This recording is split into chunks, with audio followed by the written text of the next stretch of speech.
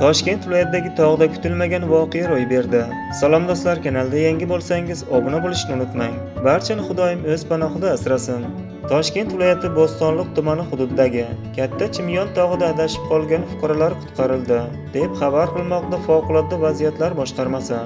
Qayd etilishicha, kecha 5-aprel kuni soat 18:15 da Toshkent viloyati Favqulodda vaziyatlar boshqarmasiga Bo'stonliq tumani hududidagi Katta Chimyon tog'ida sayr qilish maqsadida borgan 3 nafar fuqaro yo'ldan adashib, tog'ning yuqori qismidan pastga tusha olmaganligi va yordam zarurligi haqida xabar kelib tushgan.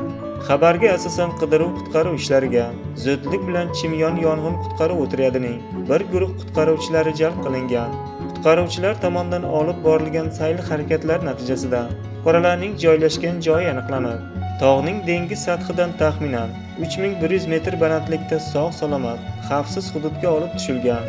Hodisa oqibatida tan jarohat olganlar yo'q, deyiladi xabarda. Sizlarga yetkazmoqchi bo'lgan xabarlar shu edi. Salomat bo'ling. Bizni kuzatishda davom eting.